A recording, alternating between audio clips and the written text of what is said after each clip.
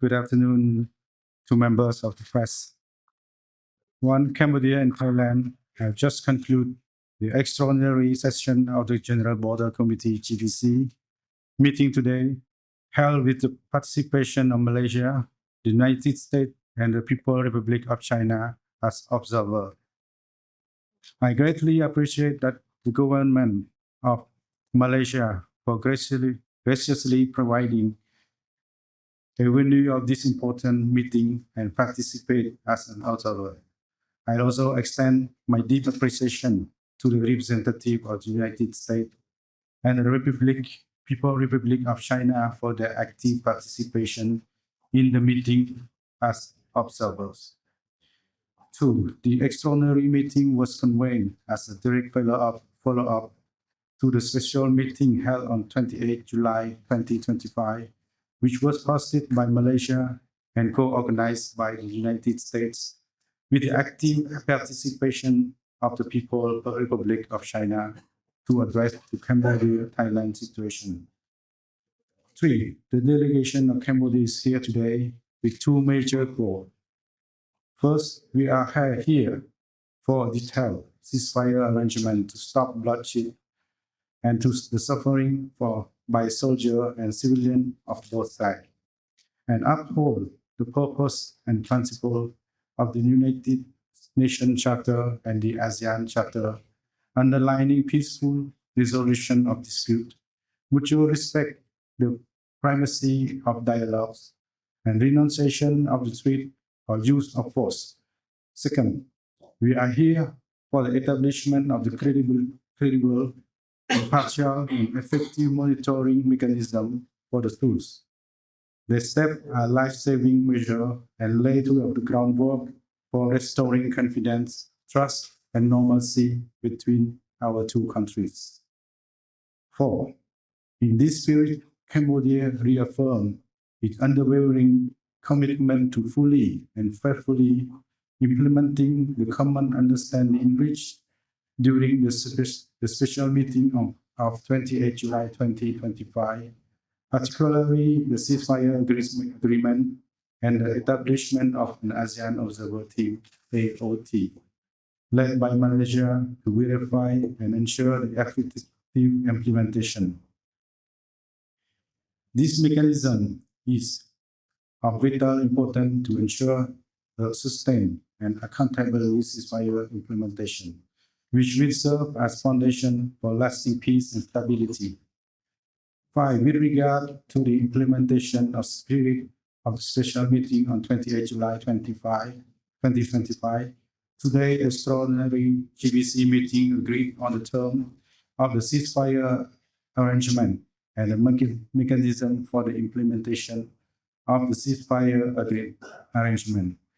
Based on this, I would like to highlight key aspects of the agreed minutes of the extraordinary GBC meeting. 6.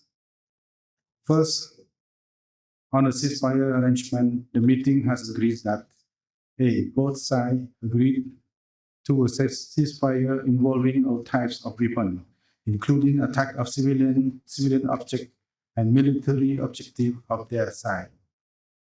In all cases and all areas, both sides must avoid unprovoked firing toward the other side of position or troops.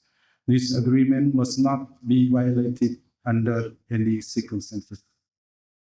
Both sides agree to maintain their current troop deployment without further movement, as is at the time ceasefire reached at 2400 hour local time on 28 July 2025. There shall be no troop movement, including patrol toward two other side positions. Both sides agree not to increase forces along the entire Cambodia-Thailand border. Any reinforcement would heighten tension and negatively affect long-term effort to resolve the situation. Both sides agreed to not to undertake provocative action and may escalate tension. This includes military activities to enter to the other side airspace and territory or position as of ceasefire from 2400 hour local time on 28 July 2025. Both sides agreed to refrain from constructing and enhancing any military infrastructure and fortification beyond their own side. Both sides agreed not to use any kind of forces against civilian and civilian objects in all circumstances. Such action would not only endanger communities in the border area, but also violated international law and tarnish the global image of the non-compliant side. Both sides agree to maintain regular communication at all levels, particularly maintain regular communication between all army area and military region and unit along the border of both sides, and strive to resolve all issues peacefully and avoid clash.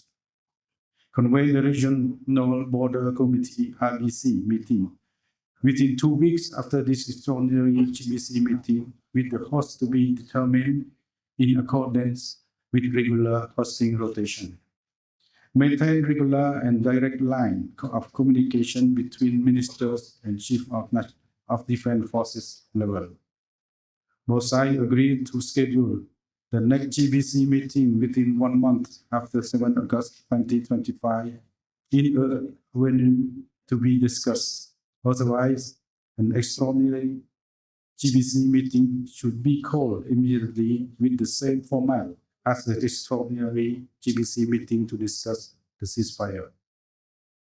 I just shared with you the term of the ceasefire arrangement. Now I would like to turn off the second topic with regard to the establishment of the mechanism for the implementation of the ceasefire arrangement as follows. Both sides remain committed to implementing the common understanding reached at the special meeting on 28 July 2025, including the ceasefire and formation of ASEAN Observer Team led by Malaysia to verify and ensure its implementation. Both sides agreed to assign the respective RBCs to carry out the implementation of ceasefire coordinated and observed by ASEAN Observer Team led by Malaysia. The RBC will meet regularly and submit their report to the GBC through their respective national chain of command. Both sides agreed that pending the ASEAN Observer Team led by Malaysia, as agreed upon by both sides in Putrajaya on 28 July 25, the Interim Observer Team IOT, comprising defense attaché of ASEAN member states, accredited to Cambodia, Thailand, and led by Malaysian defense attaché, will be established separately and independently in each country, Cambodia and Thailand, to observe on each side the implementation of ceasefire on a regular basis. The composition of each country IOT is independently invited by the host country in consultation with Malaysia. The IOT will operate without crossing the border and will work in close coordination and consultation with the RBC and GBC of each country. Ladies and gentlemen, in addition to the above said point, I would like to highlight 2 additional important issues. Firstly, both sides agreed to comply with international humanitarian law in the treatment of captured soldiers, including their living condition, shelter, food, and medical care in case of injury. If one side wishes to bring it on own soldier or civilian who are not under the control of the other side for medical treatment, the receiving side may determine its response based on the capacity of the medical facilities including available equipment, personnel, or medical ethnic on a case-by-case basis. Captured soldiers shall be immediately released and repatriated after the cessation of the active hostilities in accordance with the Article 118 of the Third Geneva Convention of 1994 and Rule 128A of the customary international humanitarian law. Both sides agree to exchange information and facilitate the dignified and timely return the deceased immediately at an agreed location in the full respect of humanitarian principle and jurisdiction without crossing the border. In this spirit, Cambodia hopes that Thailand will immediately release and return the 18 captured Cambodian soldiers. Secondly, I would like to inform that in addition to the GBC meeting, in accordance with the spirit of the special meeting on 28 July 2025, Malaysia also coordinated and led a separate trilateral Malaysia-Cambodia, and Thailand meeting on 6 August 2025 in Kuala Lumpur to discuss terms of reference TOR of the Joint Ceasefire Observer Commission. Cambodia underlined the importance of the earlier conclusion of the TOR. It is important that this trilateral meeting, coordinated and led by Malaysia, need to continue so that we achieve that the TOR at the earliest. To this end, Cambodia stands ready to work closely and proactively with Malaysia and Thailand. Finally, I wish to reiterate Cambodia's determination to work constructively in good faith and in close cooperation with Thailand, Malaysia, other fellow ASEAN member states, and all relevant partners to ensure the ceasefire's full and effective implementation and resolve all disputes by peaceful means in accordance with international law and ASEAN Charter. Thank you.